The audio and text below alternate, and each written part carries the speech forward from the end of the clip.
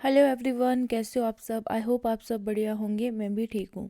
तो अभी तक जो हमने क्रॉप करी है वो रोज़ हो गई है, ग्लैडियोलस हो गई है और साथ में ऑर्किड हो गई है। ठीक है, रोज़ 2 वीडियो लेक्चर में कवर हुआ है। ग्लैडियोलस की 1 लेक्चर होगा और ऑर्किड के 2 लेक्चर है। ठीक है, तो ट्यूबरोज को पढ़ने से पहले आप ये तीनों क्रॉप्स देख लेना, क्योंकि जो कंसेप्ट बार बार रिपीट हो रहे हैं, ठीक है, वो ऑलरेडी मैंने करवा दिए है। ठीक है, तो जो रिपीटेड कंसेप्ट यहाँ आएंगे उसको बार बार नहीं समझाएंगे। ठीक है, इससे काफ़ी टाइम वेस्ट हो जाएगा नहीं तो जल्दी से इस क्रॉप को कंप्लीट करते हैं। ठीक है, तो देखो, ट्यूबरोज है, इसका जो बोटेनिकल नेम है वो है पॉलियंथस ट्यूबरोजा। ठीक है, फैमिली देख लो, एस्पेरेगेसी भी दिया होगा, अगेवेसी भी दिया होगा या एमेरिलिडेसी भी दिया होगा। ठीक है, इन तीनों में से कोई भी आए तो वो आपने ऑप्शन करना है। ठीक है, अब जो ट्यूबरोज है इसका जो क्रोमोसोम नंबर है, जो बेसिक क्रोमोसोम नंबर 30 होता है। ठीक है, 5 लार्ज क्रोमोसोम होते हैं, 25 स्मॉल क्रोमोसोम होते हैं। ठीक है, तो इसका डिप्लॉयड कितना होगा, 60। ठीक है, और in case of double type, ठीक है, जो ट्यूबरोज होते हैं ना वो सिंगल टाइप और डबल टाइप के होते हैं। तो जो डबल टाइप होते हैं उसमें जो डिप्लॉयड का क्रोमोसोम नंबर होता है वो 50 होता है। ठीक है, तो ट्यूबरोज जो है ना ये डिप्लॉयड है, या तो 60 हो सकता है या 50 हो सकता है।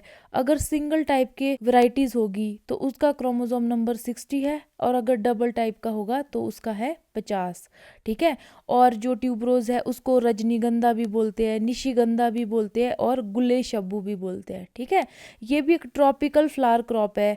ठीक है, जैसे डेहलिया और एंथुरियम है वो भी ट्रॉपिकल है, ये भी ट्रॉपिकल है। ठीक है, फिर है इसका ओरिजिन। इसका जो ओरिजिन है वो मैक्सिको है। ठीक है, but grown largely in southern hemisphere. ठीक है, जैसे हमारा अर्थ है ये इक्वेटर है, इक्वेटर के इधर को ये नॉर्दर्न हेमिस्फीयर होता है, ये सदर्न हेमिस्फीयर है। ठीक है, मैक्सिको कहीं यहाँ नॉर्दर्न हेमिस्फीयर में, इटली फ्रांस भी इधर को ही है। ठीक है, तो देखो इसका जो ओरिजिन है वो मैक्सिको है, बट इसको ज़्यादातर जो सदर्न हेमिस्फीयर में है वहाँ ग्रो करते हैं। अमेरिका हो गया, जो साउथ अमेरिका हो गया, साउथ अफ्रीका हो गया, ठीक है, ताइवान हो गया, इजिप्ट हो गया, ये कुछ कंट्रीज है जहाँ पे इसको ज़्यादातर ग्रो किया जाता है। ठीक है, उसके बाद ट्यूबरोज है, इसको स्प्रेड किया गया अदर पार्ट में। 16वीं सेंचुरी में ये दूसरी जगह पे स्प्रेड हुआ। ठीक है, देखो जो ट्यूबरोज होता है ना वो देखो हर्ब है, श्रब नहीं है, मतलब ये हर्बेशियस पेरिनियल है। ठीक है, ग्लैडियोलस जो था वो भी हर्बेशियस पेरिनियल था। ठीक है, जबकि जो रोज था वो श्रब था। ठीक है, ट्यूबरोज हाफ हार्डी है, हर्बेशियस पेरिनियल है और बल्बस प्लांट है। ठीक है, जो कि 60 से 120 सेंटीमीटर हाइट तक ग्रो करता है।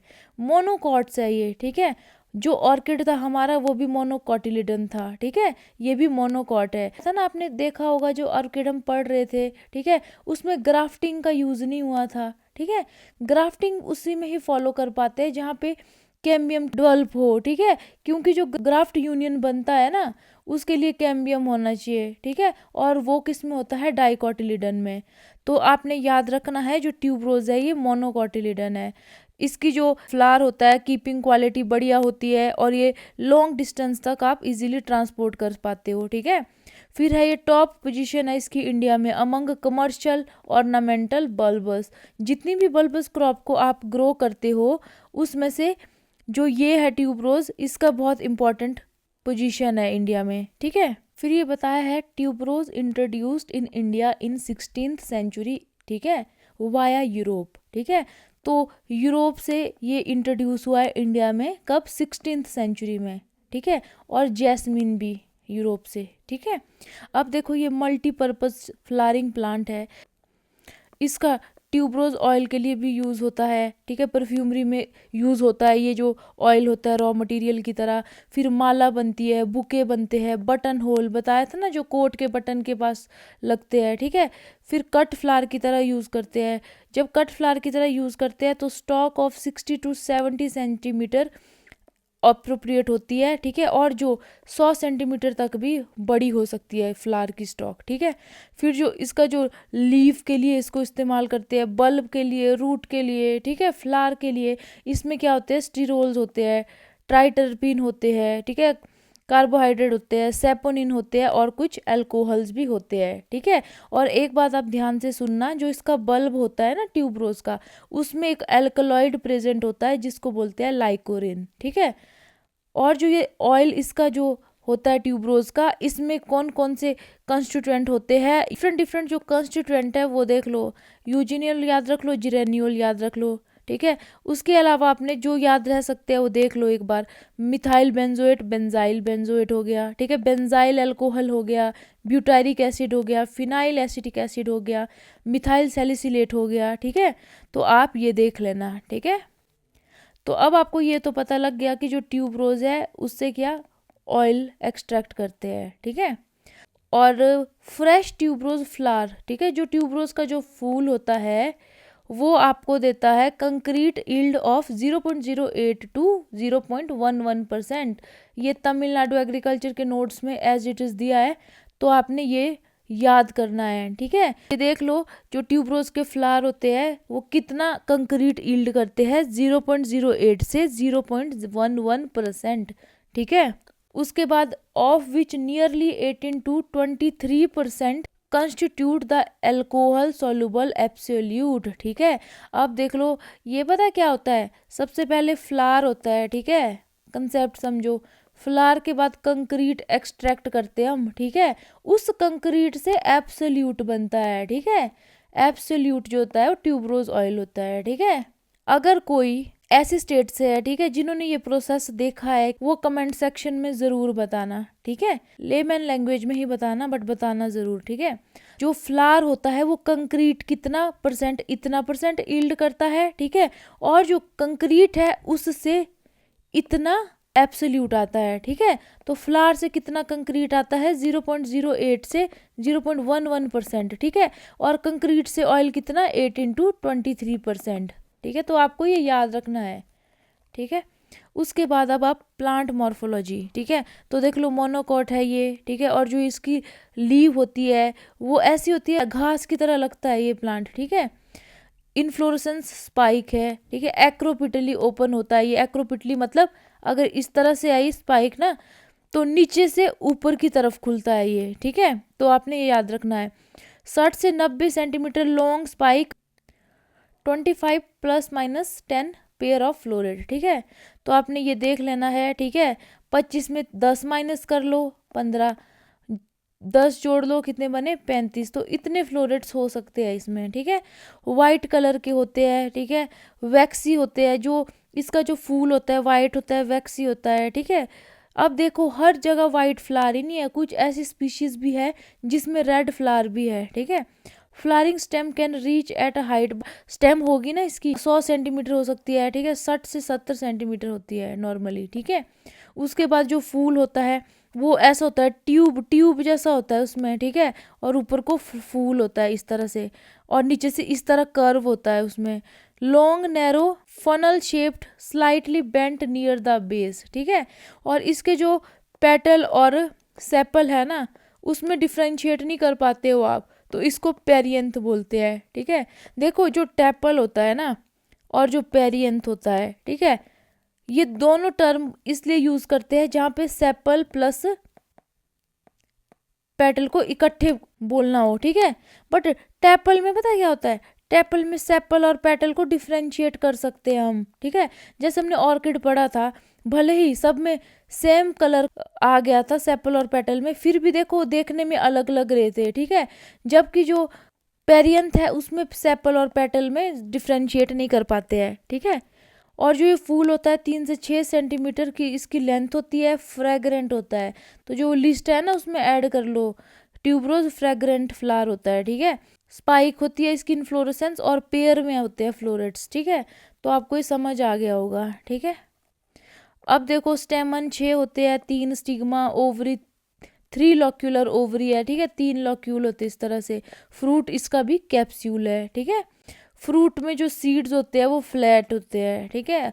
तो ये देख लो ट्यूबरोज का प्लांट कैसे होता है, ठीक है। हर्बेशियस है ये, ठीक है, हर्बेशियस है। और 60 से 70 सेंटीमीटर, कई बार ये 100 सेंटीमीटर तक भी इसकी लेंथ हो सकती है। तो इसका देखो फूल, देखो ट्यूब है पहले, ठीक है। उसके बाद देख लो पेरियंथ, ठीक है। सेपल और पेटल में आपको पता लग रहा है, देखो सब सेम लग रही है, ठीक है। उसके बाद आप ये देख लो, इसका जो देखो, जो ये ट्यूब होता है ना, ट्यूब, यहाँ से ऑयल नहीं निकलता है। जो मेन फ्लावर ऊपर होता है ना, ये ऑयल के लिए रिस्पॉन्सिबल होता है। तो जो वैरायटी ऑयल के लिए हमें चाहिए होती है ना, उसका शॉर्ट ट्यूब होनी चाहिए। तो ये कंसेप्ट है, ये पता होना चाहिए आपको। और देखो बेस से ये बेंड होती है, ठीक है, ये सब हमने पढ़ा है। अब देख लो दो तरह के थे, सिंगल और डबल टाइप, ठीक है। सिंगल टाइप में देख लो सिंगल रो होती है, ठीक है। इसमें देख लो मल्टीपल रो है, एक रो ये है, फिर ये है, फिर ये देख लो, ठीक है। तो समझ आ गया सिंगल और डबल में क्या फ़र्क होता है, ठीक है। और जो ये सिंगल टाइप के होते हैं ना, इसके फ्लावर अट्रैक्टिव होते हैं, खुलते प्रॉपर है ये। जबकि जो डबल होते हैं, इसको प्रॉपरली ये खुल नहीं पाते इसके फ्लावर, और इसमें बड भी ज़्यादातर ओपन नहीं हो पाती है, ठीक है। तो देख लो ये सिंगल है, ये डबल है, और इस तरह का प्लांट होता है। लग रहा है ना घास जैसा ही लग रहा है ये। उसके बाद है स्पीशीज एंड वेराइटी, ठीक है। तो 15 स्पीशीज है under genus Polianthes, 12 reported from Mexico and Central America, ठीक है। अदर ग्रोइंग इन वाइल्ड, ठीक है। तो 12 जो है वो ओरिजिन हुई है मैक्सिको में, और जो बाकी स्पीशीज बचती है वो जंगल में, वाइल्ड में ग्रो कर रही है, ठीक है। उसके बाद जो 9 स्पीशीज है उसमें वाइट फ्लावर होते हैं, 2 में रेड फ्लावर होते हैं, जैसे पॉलियंथस जेमिनीफोलिया हो गया, पॉलियंथस ग्रेमिनीफ्लोरा हो गया, ठीक है। तो ये आप देख लो।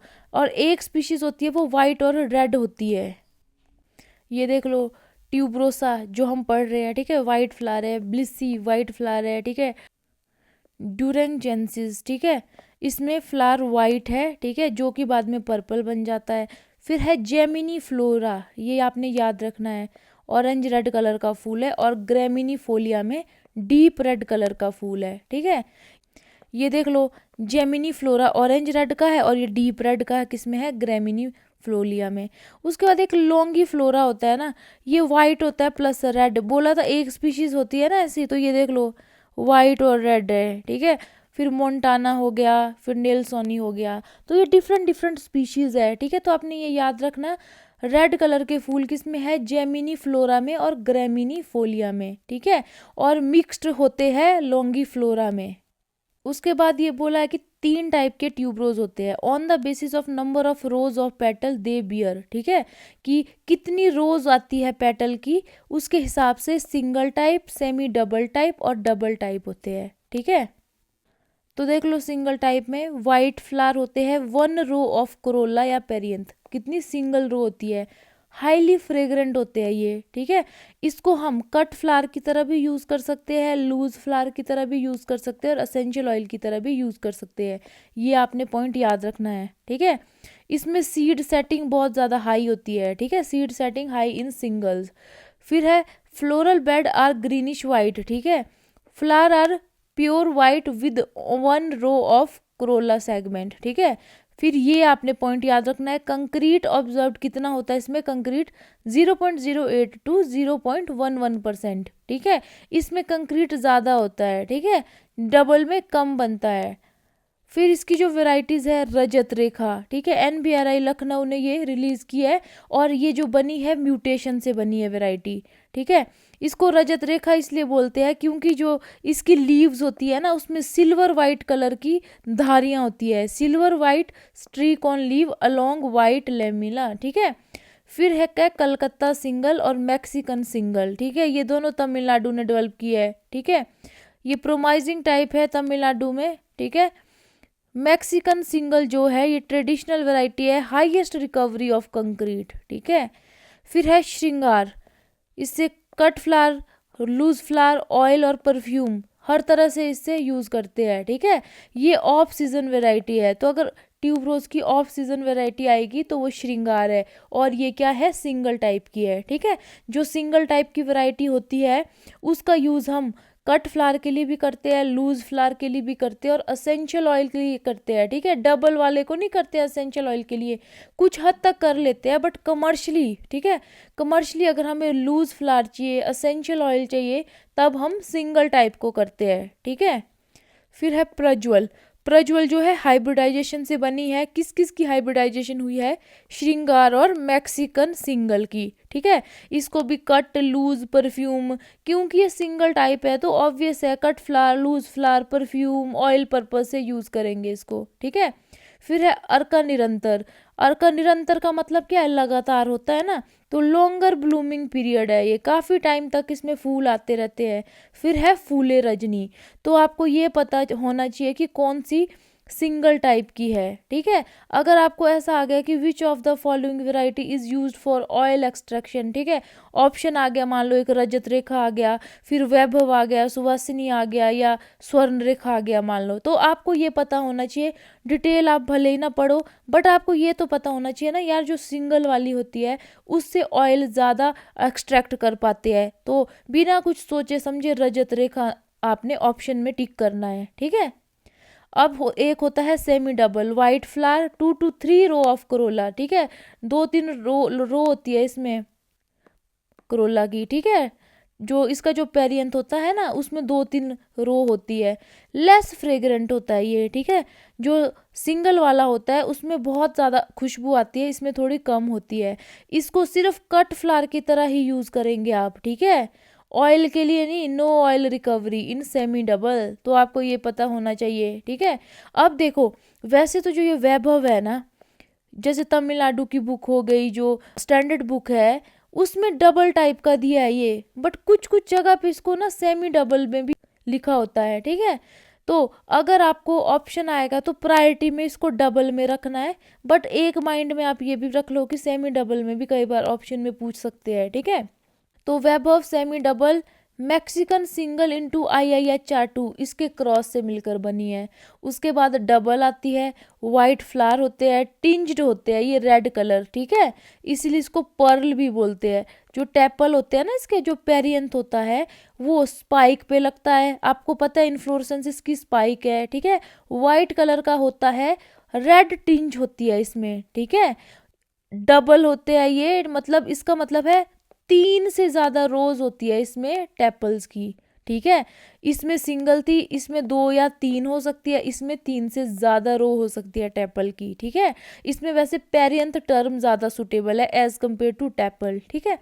उसके बाद कट फ्लावर इसको यूज़ करते हैं, ठीक है, कट फ्लावर के लिए यूज़ करते हैं। बाकी अगर ऐसे कभी मजबूरी हो तो इससे लूज फ्लावर के लिए भी कर लो यूज़, और ऑयल एक्सट्रैक्शन के लिए भी, ठीक है। बट ये जरूरी नहीं कि आपको करना ही है, क्योंकि इससे बहुत कम ऑयल निकलता है, ठीक है। और लूज फ्लावर के लिए इसका इस्तेमाल ज़्यादा कर नहीं सकते क्योंकि इसमें बर्ड्स ज़्यादा होती है, ठीक है, 2-3 रो होती है तो खुलते ये कम ही है, ठीक है। तो आपको लूज फ्लावर के लिए जो फ्लावर चाहिए होता है फुली ओपन चाहिए होता है ना।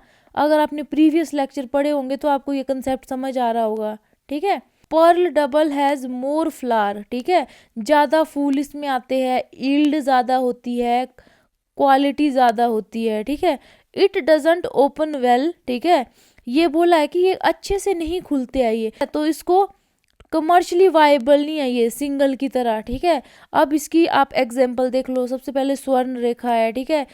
स्वर्ण रेखा जो है ये भी म्यूटेशन से बनी हुई है, ठीक है, गामा म्यूटेशन।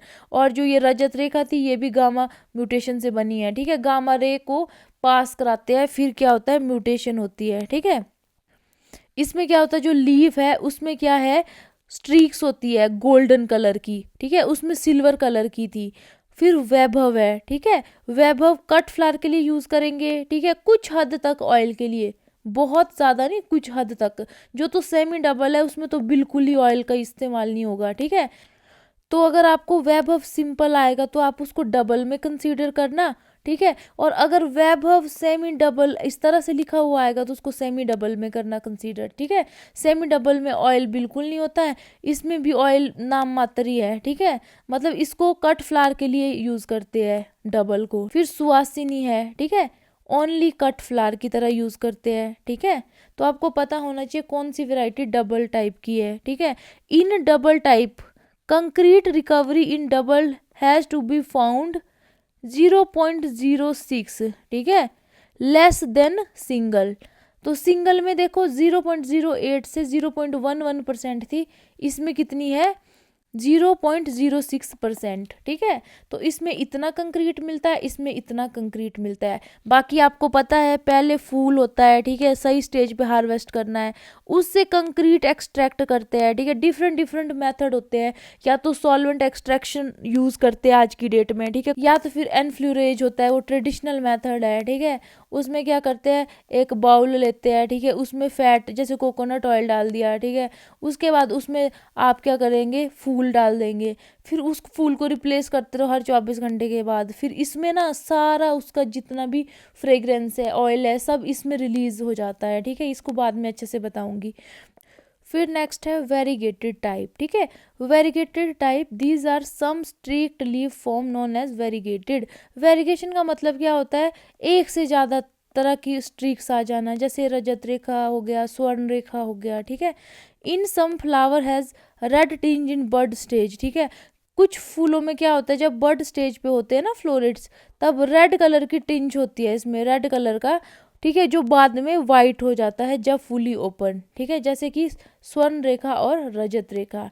तो ये वेरीगेटेड टाइप है। ठीक है, बोला है जो पत्तियां होगी उसमें स्ट्रीक्स होती है, और जो फूल होते हैं वो बड स्टेज में, उसमें तो रेड कलर भी होता है, बट बाद में वो वाइट कलर ही हो जाता है। ठीक है, उसके बाद ये हाइब्रिड है, गामा इरेडिएशन, जो गामा रेडिएशन होती है ना, उससे इसको बनाया गया है। रजत रेखा है, स्वर्ण रेखा है। रजत रेखा क्या थी, सिंगल टाइप थी। स्वर्ण रेखा क्या थी, डबल टाइप थी। ठीक है, तो इसका कंक्रीट देखो ज़्यादा है, 0.08% कंक्रीट, और इसमें कम है 0.06। किसने डेवलप किया ये, NBRI लखनऊ ने। उसके बाद श्रृंगार बोली थी, इसका एक फीचर ये याद रखो, ऑफ सीजन वेराइटी है ये ट्यूबरोज की।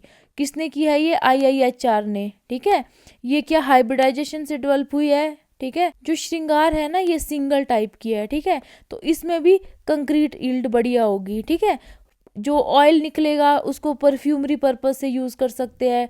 फिर इसको लूज फ्लावर की तरह, मैंने बोला था जो सिंगल होते हैं उसको कट फ्लावर, लूज फ्लावर और ऑयल तीनों के लिए यूज़ करते हैं। ठीक है, तो ये ऑयल देखो परफ्यूमरी पर्पज, लूज फ्लावर माला बनाने के लिए, और cut flower spike cut flower. ठीक है, और एक बात आपने ये याद रखना, ये रेजिस्टेंट है मिलाइडीगाइनी इनकोग्निटा, रूट नॉट निमेटोड पढ़ा है ना आपने, तो जो निमेटोड के लिए रेजिस्टेंट है ये वैरायटी। ठीक है, और इसके जो फ्लोरेट है वो बड़े साइज के होते हैं। ठीक है, बड़े बड़े फ्लोरेट्स होते हैं इसमें। ठीक है, ईल्ड देख लो इसकी 15,000 kilogram per hectare per year flower देता है ये। ठीक है, उसके बाद प्रज्वल, प्रज्वल भी सिंगल टाइप का है। ठीक है, जो किसके क्रॉस से बना है, श्रृंगार और मैक्सिकन सिंगल। जो ये श्रृंगार है ना, इसका बेटा है प्रज्वल, इस तरह याद करना आप। ठीक है, उसके बाद देख लो प्रज्वल भी सिंगल टाइप का है, तो देखो इसमें भी क्या होगा, कट फ्लावर, लूज फ्लावर और ऑयल के लिए इसको यूज करेंगे। ठीक है, अब देख लो ईल्ड इसमें 20% ज़्यादा होगी श्रृंगार से। ठीक है, श्रृंगार से ज़्यादा लूज फ्लावर देंगे ये 20%। ठीक है, उसके बाद फ्लावर बड स्लाइटली पिंकिश होती है। ठीक है, वैसे तो वाइट कलर का फूल होता है, बट जब बड स्टेज में होता है तो थोड़ा पिंकिश होता है। ठीक है, recommended for loose and cut flower. ठीक है, फिर है सुवासिनी। ठीक है, सुवासिनी IIHR ने डेवलप की है, मल्टी वोल्ड वेराइटी है। अब डबल टाइप की है तो उसमें यही पड़ा है ना, 3 से ज़्यादा रो होगी इसमें। ठीक है, क्रॉस है, ये हाइब्रिडाइजेशन है सिंगल और डबल वैरायटी के बीच में। कट फ्लावर के लिए यूज़ करेंगे, क्योंकि ये डबल टाइप है तो कट फ्लावर के लिए यूज़ करेंगे। और ये बोला कि जो डबल कल्टीवर जो हमने पढ़े हुए हैं उससे 25% ज़्यादा ईल्ड, मतलब बढ़िया ईल्ड है इसकी, ये कहने का मतलब है इसका।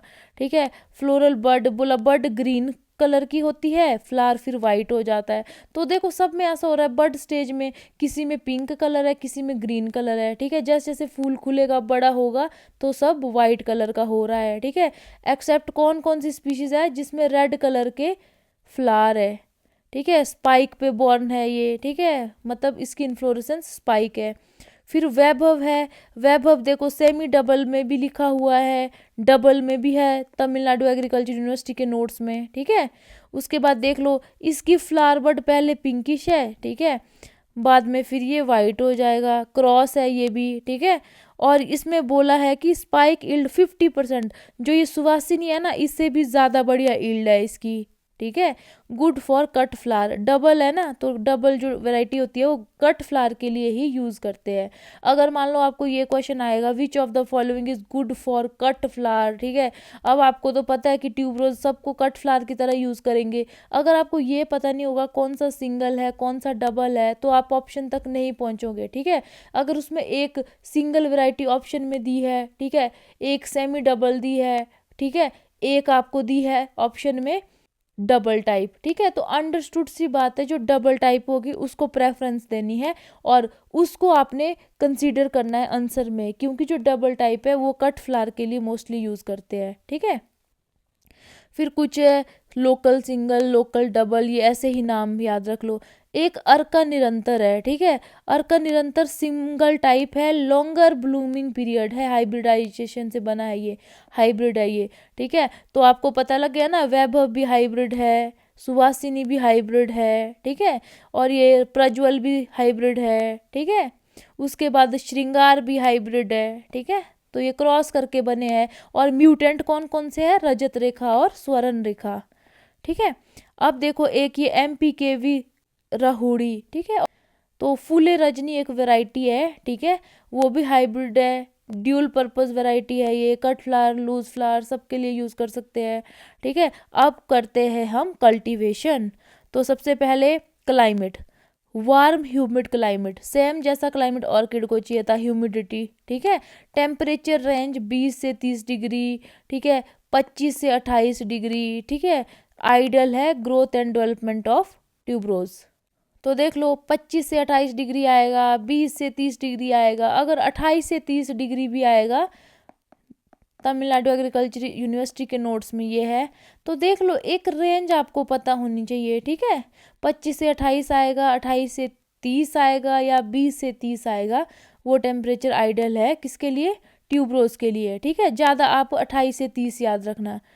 उसके बाद अगर 40 से ज़्यादा टेम्परेचर हो जाए तो फ्लावर की क्वालिटी और स्पाइक की लेंथ अफेक्ट होती है, ठीक है।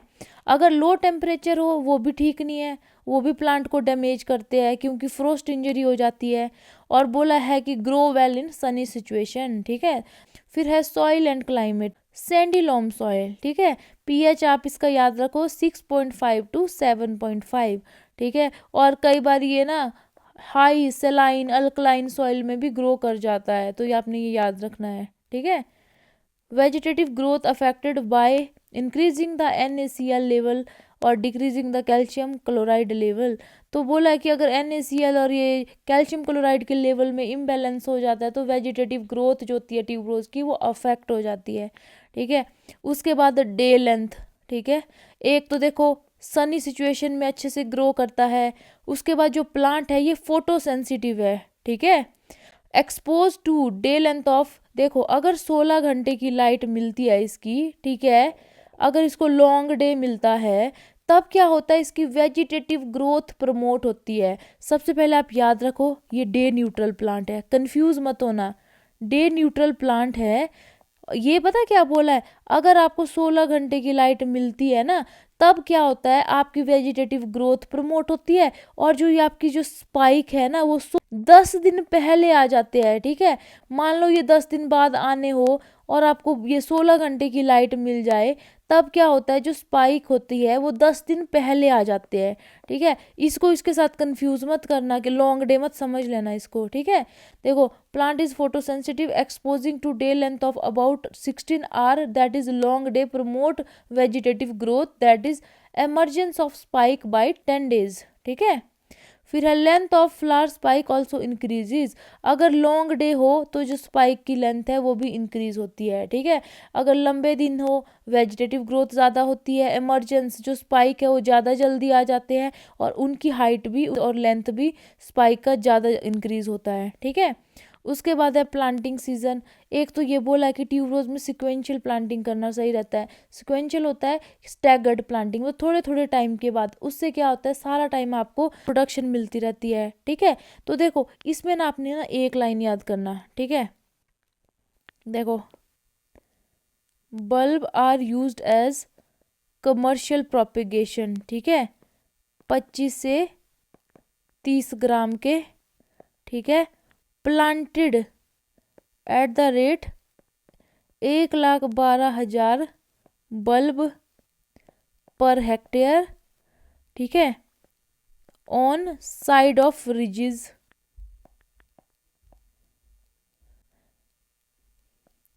एट स्पेसिंग 45x20, ठीक है, at 2.5 centimetre depth during June July, ठीक है।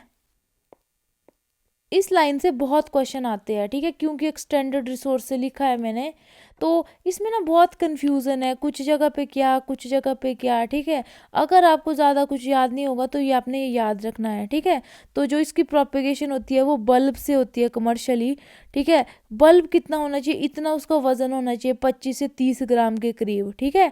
फिर इस रेट पे लगाएंगे, अगर 1 हेक्टेयर में प्लांटिंग करनी है तो 1,12,000 बल्ब लगाएंगे, रिजेस बनाएंगे, ठीक है, रिज प्लांटेशन करते हैं, ठीक है, रिज बनाएंगे, उसके इधर उधर साइड में बल्ब लगा देंगे। कितनी स्पेसिंग होनी चाहिए, 2 रिजेस के 20 सेंटीमीटर हो गया, बल्ब टू बल्ब कितना हो गया, 45 सेंटीमीटर डिस्टेंस, ठीक है। और इतना गहरा लगाना है 2.5 सेंटीमीटर, ये मैंने ग्लैडियोलस में भी बताया था कंपैरिजन में, ठीक है। ग्लैडियोलस में 7 से 15 सेंटीमीटर डीप लगाते थे, ठीक है।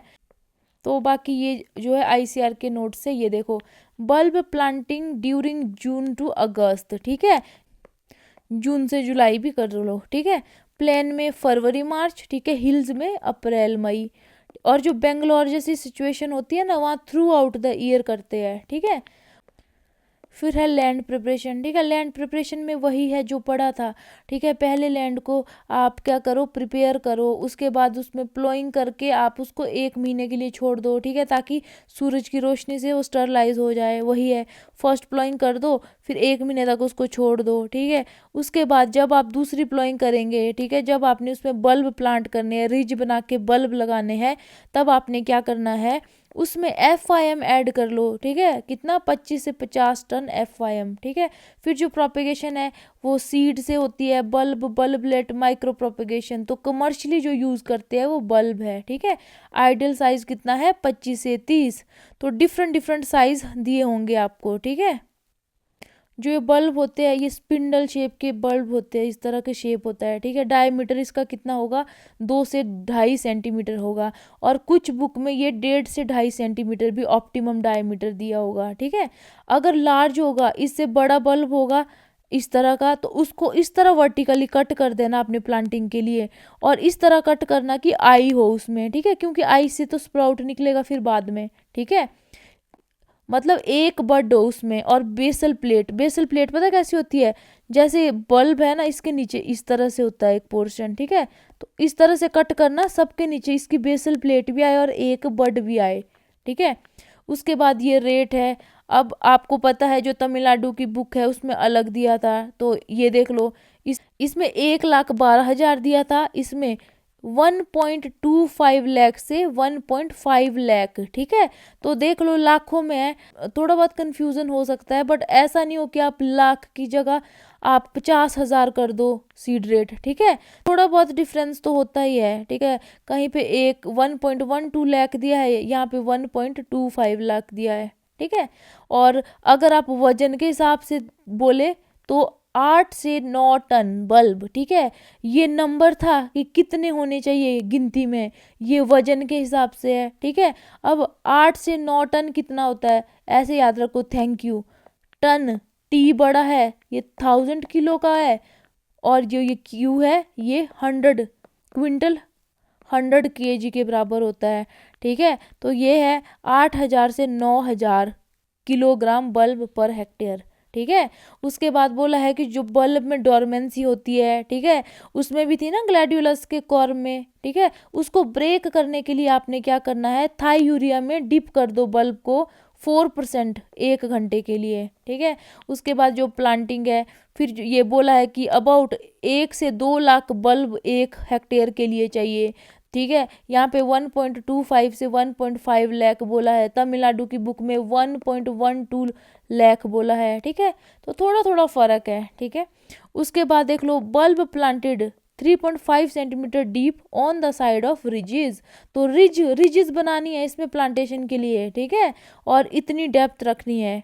और तमिलनाडु के नोट्स में 2.5 सेंटीमीटर। तो आप एक आइडिया ले लो, 2.5 से 3.5, ये इस तरह से ऑप्शन आ सकते हैं, ठीक है। फिर इरिगेशन कर दो, उसके बाद स्पेसिंग देखो, डिफरेंट डिफरेंट स्पेसिंग है वो आप देख लेना, ठीक है। और ये देख लो 45x20 आप याद रख लो एक, ठीक है। अब इससे पता क्या होता है, डिफरेंट डिफरेंट स्पेसिंग है, आपको सिर्फ एक आइडिया लेना होता है। अगर आपको स्पेसिंग ये आ गई ट्यूबरोज की, मान लो ये आ गई 80x50 आ गई, 100x100 आ गई, 75x75 आ गई, तो ये देख लो ना कितना आउट ऑफ द बॉक्स है, ठीक है। अगर इसके आसपास आए तब तो चलो कंफ्यूजन हो, अगर इसमें कंफ्यूजन हो जाए तो फिर ब्लंडर ही हो गया ना। तो आप ये याद रख लो, स्पेसिंग 45 से 25, ठीक है। फिर फर्टिलाइजर देख लो 100 60 40 और 80 60 40 जब आपको ऑयल चाहिए, ठीक है। और मैक्सिमम कंक्रीट की रिकवरी करनी हो, क्योंकि जितना ज़्यादा कंक्रीट है उतना ज़्यादा तो एब्सोल्यूट ऑयल बनेगा, ठीक है। तो देखो नाइट्रोजन की डोज में फ़र्क है, बाकी सब सेम है। देखो अगर ज़्यादा नाइट्रोजन अप्लाई करोगे ना आप, तो क्या होगा, वेजिटेटिव ग्रोथ ज़्यादा होगी, वेजिटेटिव ग्रोथ ज़्यादा होगी और रिप्रोडक्टिव ग्रोथ जो होती है, फ्लोरेट्स की ग्रोथ, वो कम होगी, ठीक है। अब फ्लोरेट्स अगर कम होंगे तो कम ऑयल आएगा, ठीक है, क्योंकि जो फ्लोरेट्स होते हैं ना उसकी सारी एनर्जी शिफ्ट हो जाती है लीव की ग्रोथ में, ठीक है। तो ऑयल का जो कंटेंट है वो कम बनता है, ठीक है। इसीलिए क्या है, अगर आपको ऑयल के लिए चाहिए होगा ना ट्यूबरोज, तो आप नाइट्रोजन की डोज कम करेंगे, ठीक है। तो आपको पता ही है नाइट्रोजन जो होता है उसको स्प्लिट डोजेस देते हैं, ये एक बेसिक कंसेप्ट है, ठीक है, क्योंकि नाइट्रोजन में लीचिंग की प्रॉब्लम होती है, ठीक है। इसका जो फर्टिलाइजर होता है ना वो लीच आउट कर जाता है, इसीलिए कुछ पहले देते हैं कुछ बाद में देते हैं। और बाकी इरिगेशन देख लो, इरिगेशन बहुत ज़रूरी है, ठीक है। गर्मियों में आप 2 बार कर लो हफ्ते में, और सर्दियों में आप 1 बार कर लो। फिर है इंटरकल्चर ऑपरेशन, वीडिंग करो, ठीक है, अर्थिंग अप करो, ताकि जो स्पाइक है वो इरेक्ट रहे, ठीक है। जैसा आपने ट्यूबरोज में किया था ना, अर्थिंग अप, हीलिंग कर दी थी, ठीक है। जैसे ये प्लांट है, अरे परे की मिट्टी ऊपर को चढ़ा दी थी इस तरह से, वैसा ही ट्यूबरोज में करो। इससे क्या होगा, प्लांट ना इधर को गिरेगा ना इधर को गिरेगा, ठीक है। बाकी वीडिंग के लिए ये भी है, कुछ हर्बिसाइड दिए हुए हैं, ठीक है। मल्चिंग करो, मल्चिंग जब करते हैं, मान लो ब्लैक पॉलीथीन से मल्चिंग कर दो, उसके बाद क्या होती है, जो वीड की ग्रोथ नहीं होती है, ठीक है, और सारी जो एनर्जी जो होती है वो फ्लावर की डेवलपमेंट में जाती है। नहीं तो क्या होते हैं, वीड क्या करते हैं, न्यूट्रिएंट्स वगैरह सब ले लेते हैं, ठीक है। फिर स्टेकिंग है, वही है, जब प्लांट की ग्रोथ होगी तो स्टेकिंग कर दो, ठीक है। स्टेकिंग करने से क्या होगा, जो स्पाइक होता है ना, फूल का जो स्पाइक होता है उसको सपोर्ट मिलता है, ठीक है। तो फिर कुछ पेस्ट है, ठीक है, कौन कौन से पेस्ट है वो आप देख लो। हार्डी क्रॉप है ये पहले तो, ठीक है, हार्डी क्रॉप बोली थी पहले भी मैंने बताया था, वहाँ लिखा था ना हाफ हार्डी। तो अगर हार्डी क्रॉप है, इसमें देखो ज़्यादा इंसेक्ट पेस्ट इसका ज़्यादा कुछ बिगाड़ नहीं पाते हैं। फिर भी जो ये रूट नॉट निमेटोड हो गया, ठीक है, फिर ये ग्रासी स्ट्रीक निमेटोड हो गया जिसको एफिलेंकॉइड्स बोलते हैं, ये सबसे इंपॉर्टेंट तो यही है, एफिलेंकॉइड की प्रॉब्लम इसमें, ठीक है। तो आपको इसको बचाने के लिए देखो थीमेट फ्यूरोडन, आपको पता होना चाहिए निमेटोड के केस में थीमेट यूज़ करते हैं, ठीक है।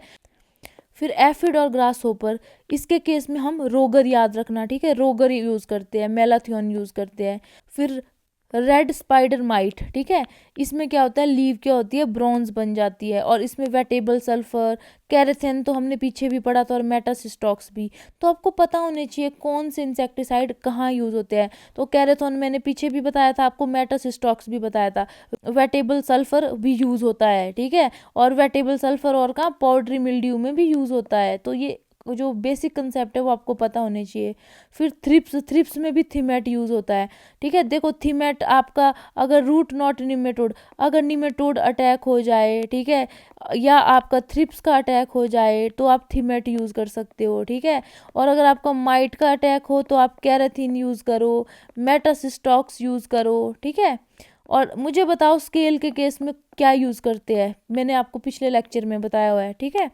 फिर है फंगस, फंगस आप देख लो, स्क्लेरोशियम रोल्फसाई हो गया, ठीक है, अल्टरनेरिया। अब देखो जो हमने पहले वाली क्रॉप पढ़ी थी ना ऑर्किड, उसमें जो लीफ स्पॉट थे वो थे, एक तो फाइलोस्टिक्टा वाला था और सर्कोस्पोरा वाला था, अल्टरनेरिया वाला नहीं था। यहाँ पे जो लीफ स्पॉट होता है ट्यूबरोज में वो अल्टरनेरिया की वजह से हो रहा है, ठीक है। फिर बोट्राइटिस है, लीफ स्पॉट, ठीक है। अब देखो कई बार बोट्राइटिस से कुछ और डिजीज होगा, कई बार स्पॉट होगा, तो आप देख लेना, ठीक है। प्लांट प्रोटेक्शन बहुत इंपॉर्टेंट है, आपके सिलेबस में दिया है तो इसको थोड़ा डिटेल में पढ़ना है। फिर रस्ट पॉटरी मिल्ड्यू होता है इसमें, ठीक है।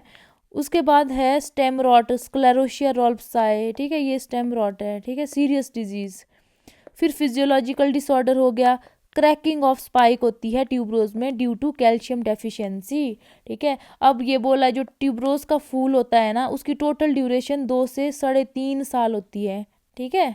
मतलब जो प्लांट लगाते हैं ना ट्यूबरोज का, वो 2.5 से 3.5 साल तक उसको देखो, पहले एक सीजन में आपने फ्लावरिंग ले ली, फिर उसको काट दिया यहाँ से, फिर नई शूट्स आएगी, उसमें फ्लावरिंग ले ली, ठीक है। बार बार रेटूनिंग करके 2 से 3.5 साल तक इसमें क्रॉप लेते रहते हैं, ठीक है। उसके बाद आप इसको फाइनली इसका बल्ब को हार्वेस्ट करते हैं, ठीक है। फिर है हार्वेस्टिंग एंड ईल्ड।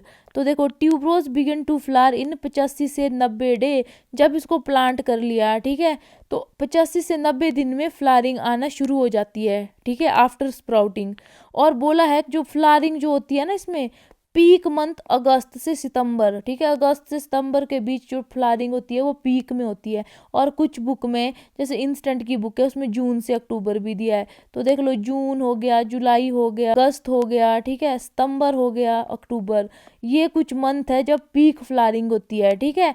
और इसमें इस तरह से टिक कर लो, और अगर कई बार आपको मोर एक्यूरेट आ जाए तो अगस्त सितंबर।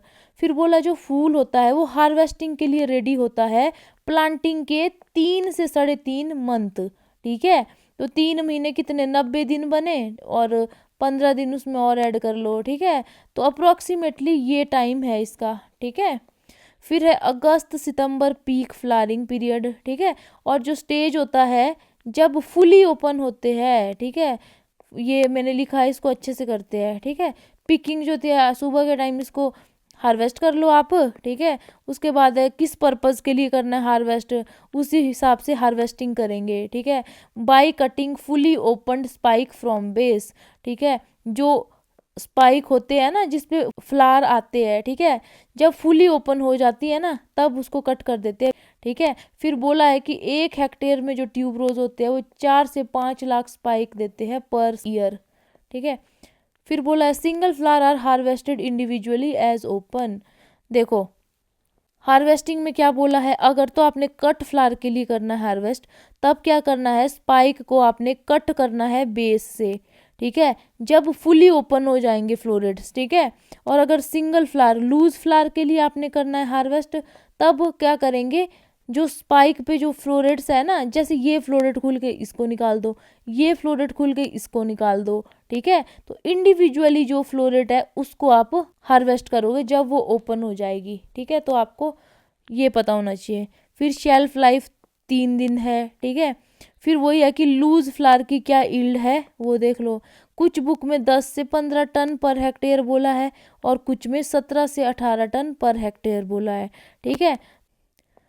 कट फ्लावर की तरह यूज़ करना है तब आपकी ईल्ड कितनी है, 4 से 5 लाख स्पाइक पर ईयर, ठीक है। अगर लूज फ्लावर के लिए करना है तो 17 से 18 टन पर हेक्टेयर या 10 से 15 टन पर हेक्टेयर, ठीक है। एनहांस फ्लावर ईल्ड, ठीक है, अगर आपको चाहिए कि फूल की ईल्ड ज़्यादा आए तो आपने क्या करना, जो बल्ब है ना, बल्ब उसको लगाने से पहले उसको डिप करना है, किसमें, इसमें, इस ग्रोथ रेगुलेटर में डिप करना है, ठीक है। फिर जो different different one liner add किए मैंने बीच बीच में, ठीक है, जो कहीं मैंने बुक में पढ़े हो MCQ प्रैक्टिस करते टाइम, ठीक है। फिर है फ्लावर लास्ट फॉर 7 से 12 दिन इन वेसिस, वैसे तो शेल्फ लाइफ पूछेंगे तो 3 दिन करना है, ठीक है। बाकी ये ऐसे ही एक लाइन थी कि जो इसका फूल है 7 से 12 दिन तक आप इसको रख सकते हो अगर आप बढ़िया से पल्सिंग करोगे, प्रिजर्वेटिव का यूज़ करोगे, ठीक है, जितने भी पोस्ट हार्वेस्ट की जो टेक्निक होती है ना प्रिजर्व करने की फ्लावर को, उनको यूज़ करोगे अगर, ठीक है।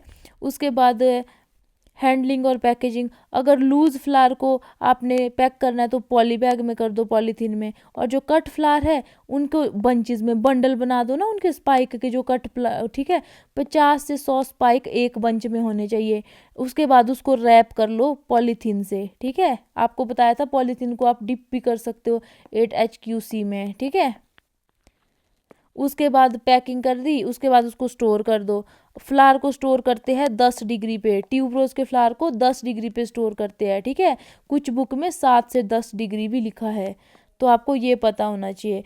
देखो इन शॉर्ट अगर मैं आपको समराइज करूँ ना, तो देखो सबसे पहले जो ट्यूबरोज को हार्वेस्ट करते हैं ना, कट फ्लावर के लिए करेंगे, लूज फ्लावर के लिए करेंगे, ठीक है। और अगर एज अ कट फ्लावर आपने इसको यूज़ करना है तो हार्वेस्ट कब करेंगे हम, पूरा स्पाइक को हार्वेस्ट करेंगे, ठीक है, जब ये सारे जो फ्लोरेट्स है वो खुल जाएंगे, ठीक है। और अगर एज अ लूज फ्लावर आपने हार्वेस्ट करना है तब कैसे करेंगे, सिंगल जो फ्लोरेट होते हैं ना इसको इंडिविजुअली हार्वेस्ट करते हैं, ठीक है। उसके बाद इसको क्या करेंगे, पॉलीथीन में रख देंगे, ठीक है। तो स्टोरेज के लिए क्या यूज़ करते हैं, पॉलीथीन। और जो लूज फ्लावर है इनको क्या करेंगे, इस तरह से जो डिफरेंट डिफरेंट 50 से 100 स्पाइक का बंडल बना देंगे, ठीक है। उस बंडल में क्या करेंगे, बेस में क्या करेंगे, उसमें गिल्ली कॉटन से इसको कवर करेंगे, ठीक है। और बाद में जो पॉलीथीन है उसको रैप कर देंगे। और जो ये पॉलीथीन है ना इसको 8HQC में डिप करके आप लगाते हैं, ठीक है। ये ऑलरेडी मैंने आपको बता दिया है। उसके बाद जो लूज फ्लावर है ना, इसकी जो ईल्ड होती है 17 से 18 टन पर हेक्टेयर आती है, और कुछ जगह पे 10 से 15 टन पर हेक्टेयर भी दिया है, ठीक है।